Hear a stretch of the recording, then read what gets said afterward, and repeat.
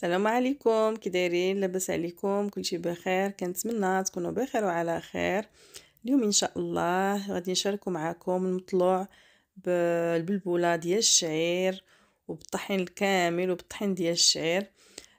تبعوا معنا الطريقه من الاول حتى الاخر، غادي نشوفوا الطريقه وفي نفس الوقت غادي نشوفوا حتى المقادير. هنايا عندنا البلبوله غسلناها من قبل مزيان، ودابا غادي نرطبوها في الماء سخون، الماء طايب، وغادي نخليوها قد ما خليتوها قد ما كتجي رطبه وكتجي زوينه حتى لساعه ساعتين. مهم غير رطبوها ونساوها حتى تبغيو تخدموا بها.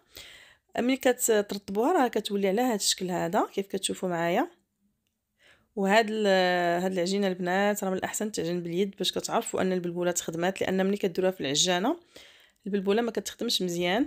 هذا الطحين ديال القمح بالنخاله ديالو، وهذا الطحين ديال الشعير، راهم صحيين وعرفتي كي كيجيو غزالين، يعني غير مع زويته ولا مع الفرماج كيجيو لذاذ بزاف، ماكلتهم حلوه بزاف. كنزيدو الدقيق ديال القمح وكنزيدو الدقيق ديال الشعير، وصحيين 100%، يعني ما كاين ما فيهمش كاع الدقيق الابيض. كنزيدو معلقه ديال الخميره وشويه ديال السكر، وكنزيدو عليها شويه ديال الماء باش تفاعل لينا الخميره مع السكر. صافي غير شويه بما تذوب الخميره صافي، وكنخلطو. راه ما كنزيدوش الماء، راه غير هذاك الماء اللي رطبنا فيه البلبوله هو اللي غادي نخلطو به العجين، ما كنزيدو لا ماء لا والو صافي. ولكن هاد العجينه هذه راه بصراحه كتبغي الخدمه بزاف باليد، كتبغي تدلك مزيان باش تجيك البلبوله كتذوب، بالاخص الا خليتوها رطبت بزاف ما كتعذبش في العجينه ديالها، يعني كتولي رطبه صافي. كندلكو العجينه مزيان على هذا الشكل هذا كيف كتشوفوا معايا.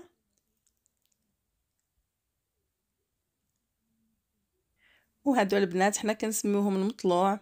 ماما الله يعطيها الصحه مسكينه ديما كتصايبهم لينا بصراحه، ولكن راه عرفتي ما تشبعوش منهم والله العظيم. وجربوهم ورجعوا عليا وغادي تشوفوا كيف يجيوكم. الا جربتوهم غيوليو معتمدين عندكم صراحه. راه ماشي غير مع هكا الفطور، ولا راه حتى ممكن يعني هكا مع طويجين ولا مع غدا ولا عشاء كيجيو لذاذين صراحه. صافي كنزيدو معلقه ديال الملحه وكنزيدو عليها شويه ديال الماء وكنخليوها تذوب، ومن بعد كندخلوها في العجين كيف غتشوفوا معنا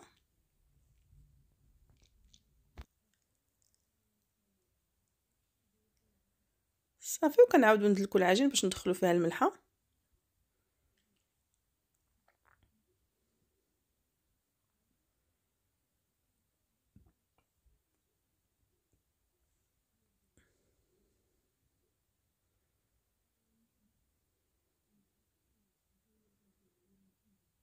كنزيدو مازال نخدموها مزيان حتى كنحسوا بديك البلبوله يعني ولات بحالها بحال الطحين صافي. وكنحطوها على جنب، كنغطيوها بالسلوفان وكنخليوها تخمر حتى كتولي على هذا الشكل هذا. راكم عارفين الطحين ديال الشعير ما كيتنفخش بزاف بحال الطحين العادي. صافي دابا غادي نبداو نشكلوها، وكندهنوا يدينا يا اما بالماء ولا بالزيت، بزيت نباتيه.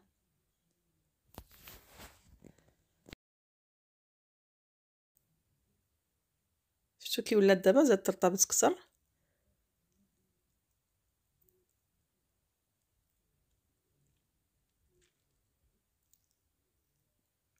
صافي حنا هنا غادي نشكلوها على 3 ديال الخبيزات،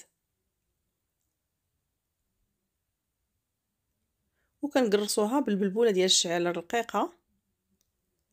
العجينه كنديروا فيها البلبوله الغليظه، وباش غنقرصوها بالبلبوله الرقيقه صافي. كنحطوهم على جنب حتى كيخمروا، وكنقرصوهم. ما كيخمروش بزاف لان هاد العجينه هذه ما كتجيش قاصحه، كتكون رطبه، يعني ممكن حتى تقرصوها دابا، ولكن في الخميره خصهم ياخذوا حقهم في الخميره.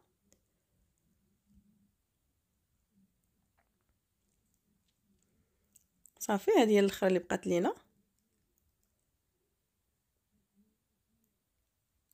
هنا قرصناهم وخليناهم خمروا كيف كتشوفوا. خاص العجينه واحد الوقت، من تقرص خاصها واحد الوقت باش تخمر. وغادي نبداو نطيبوهم دابا. توكلوا على بركه الله.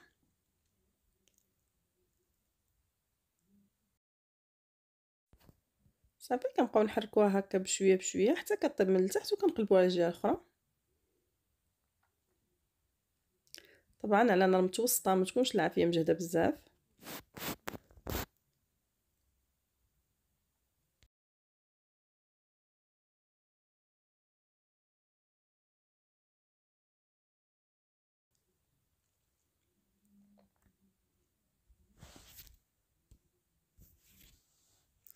وكنقدموهم على هذا الشكل هذا، طبعا مع شويه ديال املو ديال البيستاش ومع شويه الزيت وشويه العسل.